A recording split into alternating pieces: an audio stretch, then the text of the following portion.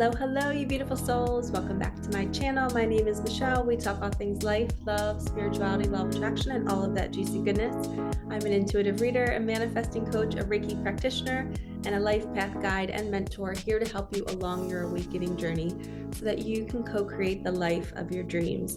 And in this video, I'm going to share with you some things that I've been learning lately. I've recently popped out of another spiritual awakening. I've gone through maybe 4 or 5 in the last 6 years, actually the last 11 years, I should say. My spiritual awakening began when my daughter was born and passed away 6 weeks later in 2012. And along the journey, I've had these little wake up moments, some big ones, some small ones. I had a Kundalini awakening where my hands and my feet felt like they were on fire.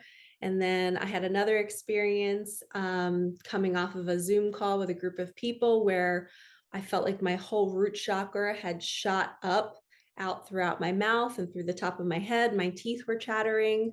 I just felt like my nervous system had exploded. So I've had multiple moments where my body and my soul was preparing my vessel to open up. And we can only handle so much. So it's a slow evolution. We're slowly peeling back more layers, and the nervous system is allowing more space to heal. And depending on what our nervous system holds on to from our past, that's how long it might take to heal and to release. Lately, I've been diving into learning more about the mind and how the mind creates stories and keeps us in suffering. And I remember in my second spiritual awakening in 2018, I remember my heart chakra awakened, 2 weeks of just complete bliss. I was in December and I literally could not get enough of life. I felt so peaceful. I felt so calm. I felt so happy. I remember driving down the road and I wanted to pull over and tell everybody to stop driving and everybody let's hug. I just wanted the whole world to be in love with each other and in love with themselves and their lives and nature. And it was just this explosion of love and this bliss state that I felt for 2 weeks. And I'll never forget it. And I sat in meditation twice a day for 45 minutes during my Christmas break. I was a teacher back then, and it lasted the second week as I went back to teaching. So it was kind of hard to adjust to going back to my normal life after spending a full week cocooning in the winter and going through this awakening phase. And back then, I was diving into so many videos and so much content about the mind. And I had suffered the loss of my daughter. So I was a complete victim of my mind. My mind was always telling me that I'm never going to be happy and I'm never going to have more kids. And a husband and a family is the only thing that's ever going to make me happy again. And as I awakened, I realized these were all just stories that my mind was creating. I am a beautiful soul. And whichever way my life goes, I'm going to find happiness. And I am happiness. I am love. I am pure love. This video is to help you become more aware of your mind and the stories it's creating. So the content that I've been listening to, I am discovering that there are 3 main beliefs that our ego likes to preach to us. The first belief is, I am incomplete. So your ego will tell you that you are incomplete without something. Just like me, after the loss of my daughter, I then created the story that without a family, without a husband, without kids, without a certain life, I would not be happy. And I believed that. I allowed that to cause so much suffering within inside of me for years. So when I spiritually awakened and learned all of this, I was like, oh my gosh, I feel so free now. I know that I am whole and I am happy on my own and I am not incomplete. I am complete. I have everything I need inside of me. So my goal in this video is to literally help you see your thoughts and see yourself yearning for more food, see yourself yearning for more caffeine, more alcohol, more people, more sex, more drugs, whatever it is. Look at the thoughts that are telling you that you need that thing. Before I had my little mini spiritual awakening this week, I was so in suffering. I felt like no food could satiate me, no person could satiate me. I just was trying to pump out a lot of content. I feel like I just could not find that feeling.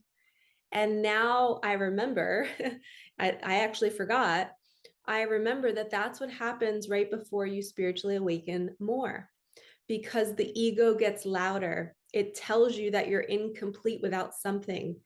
And that has to happen to wake us up to the notion that we are not incomplete. We are complete. We're whole. I have everything I need right now. I don't need food. I don't need sex. I don't need people. I don't need more money. I don't need more manifestations. And I love my channel and I love being the girl that brings all the magic and shares manifestation stories and teaches you how to manifest. But deep down, I really want to teach you to love yourself and I want you not to suffer. And I want you to understand that calling in an external desire is not going to give you peace. It's not going to make you happy. And I had been living this way and I just forgot to teach this. And sometimes we have to fall back. Sometimes the arrow has to get pulled back in order to propel forward. So forgive yourself if you fell back into ego and you felt incomplete and you keep searching for something. How about we pause in the present moment right now and recognize all that we do have? And if we were to lose everything, recognize that we're still okay. And we are these eternal beings and we're here for the experience. And the experience is to not suffer, to see the mind and how it creates these stories and how it creates these three beliefs. The first one is, I am incomplete. So the next time you catch yourself looking for something to complete you, I need you to remember me telling you this. Remember me telling you that you are whole. You don't need anything. You are perfect as you are. And that yearning will keep you on a hamster wheel. It'll keep you on a loop. So the best way, the tool that I use to slow myself down, to come back to wholeness, to come back to love, is stillness. Complete stillness. Take an entire day and just stop everything. Stop going to the kitchen cabinet, stop driving places. Just lay yourself down and be still. Observe the thoughts that are telling you that you need something. You don't need anything. Okay, the second belief is that your happiness depends on outcomes. And I learned these three beliefs from Aaron Abke, which I've been following him since 2018. And he teaches about these three beliefs over and over and over again because it is what keeps humans in suffering. So when our happiness is determined by outcomes, it's kind of like the same thing as number one, is we're incomplete. We feel like we need an outcome to make us complete and to make us happy. So in my life recently, there was a certain relationship that I was wanting to unfold and it was happening and it was good. And I was clinging to the outcome. And then when I didn't get the outcome I wanted, I was wrecked.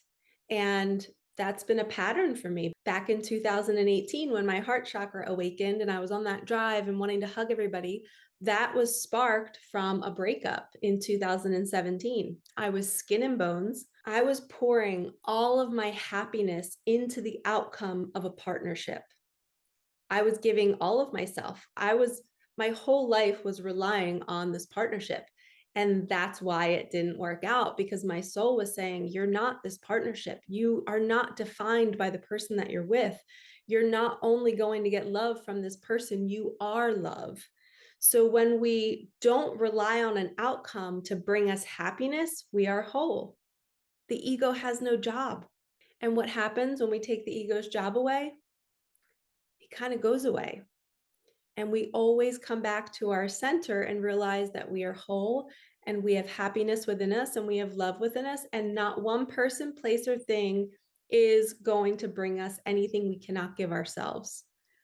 So this is the end of suffering. If you find yourself suffering in your life, you are obsessing about a person not choosing you, you are obsessing about money not arriving, you're obsessing.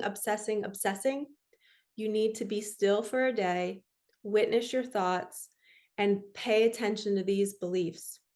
Where are you telling yourself that you're incomplete without ... Where are you throwing all of your happiness into somebody else or career or money? Pull all of that energy back and realize that you have everything you need. And then when you get to that space, I want you to give. I want you to do something kind for somebody. I want you to compliment somebody. I want you to text somebody, maybe send them their favorite gift card or flowers. When we give love, we're pouring from a space of love. And it reminds us that we are love. If we're externally searching for something to fill our cup up, we are empty. But when we are giving, we are coming from a full space. So remember, you always want to pull back your energy from anything that you're giving your happiness to. You create your own happiness within you. The third belief is I am in control. On this journey, we know that we are not in control. We are here to surrender to the higher plan. We come here and we forget. We forget that we are these beautiful souls in these bodies, and we're co-creators and we're love, and we don't need anything outside of us. But once we learn that, all of the external things kind of naturally fall into place. And we learn to use our magic, and we learn to use our hearts. I believe that our hearts are magnets, and they are what attract things to us. And when we are in forgiveness and when we are in compassion, we are experiencing life in a new way. And this third belief, every time I read it and it says, I am in control, I always immediately imagine myself on a boat, on a river, and I'm dropping the oars outside of the boat into the water. I am completely saying, I am not in charge of where this boat goes. I am letting the river take me. And the river is the universe. It's my higher self. It's my guides. It's my angels. It's God, whatever you believe in. It is taking you to your desires. Your job is to sit in that boat and appreciate and have gratitude for everything that you're seeing, the sunshine, the trees, the joy in your heart for all of the animals. You're just literally enjoying the ride. And that's what manifestation is all about, is enjoying the ride, seeing the signs, getting excited, sitting in the boat, being like, ooh, where do I want to go next? What do I want to call in? This would be fun.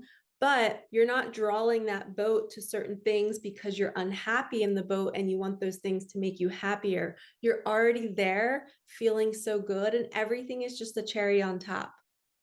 So remember, the ego is always going to try to keep you in suffering. It's always going to tell you that you're not happy in that boat, and it's boring and it's lame and it's stupid and it's not fulfilling.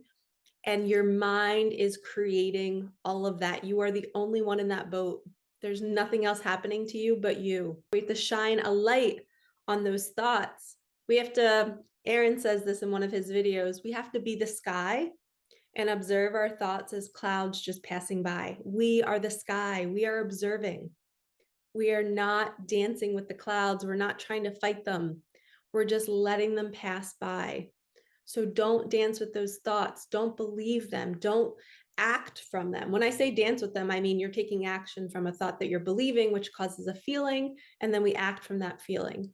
So an example would be if a special person you're trying to manifest into your life is not choosing you, you're now acting on those feelings. You're being frustrated. Maybe you're sending negative energy towards them or their person or people in their life. Maybe you feel like people are keeping you two apart. This is all the mind. It has got you on a hamster wheel and you have to get off of it. That partnership will not fulfill you. You have to find that wholeness within. You have to let go of the yearning for it. Trust me, when you let go of the yearning for it, that's when it arrives.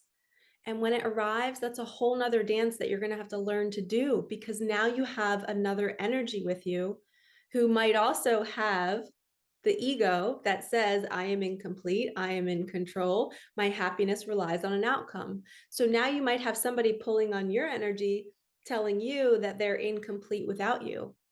So there's a whole dynamic that has to happen when two people come together, an unlearning or a merging of energies. So you have to get yourself right first. You have to be the one that is whole and complete so that you can guide your partner if they're not quite there yet. But essentially, if you're whole and complete, you're going to attract another partner who's whole and complete. They're going to get all of this.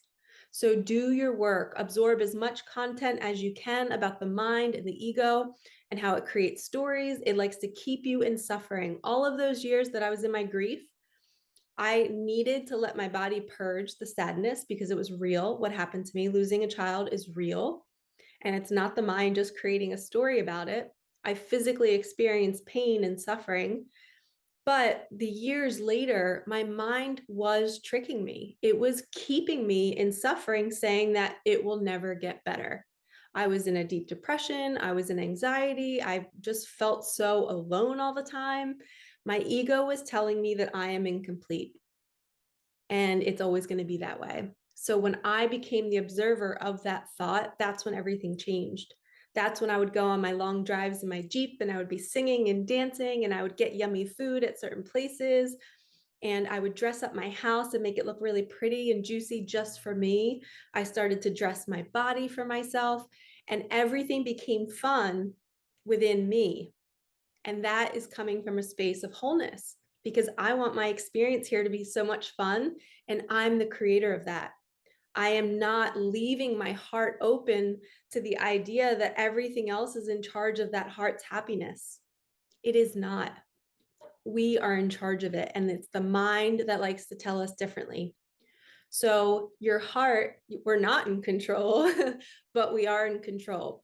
We are in control if we are the sky and we're observing the clouds. That's being in control. And the ego wants to make you control your external life. It wants to control the money. It wants to control the job, the person, the happiness, the way the body looks.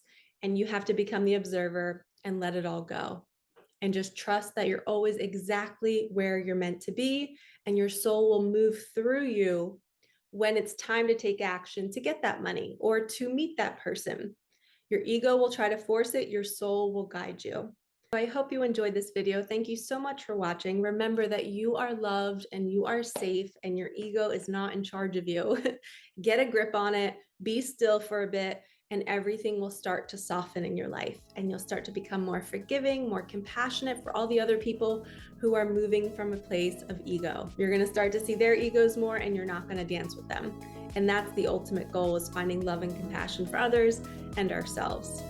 So like, comment, subscribe, hit that bell, comment below, and let me know if you like this video. I am sending you so much love, and I will see you in the next one. Peace out.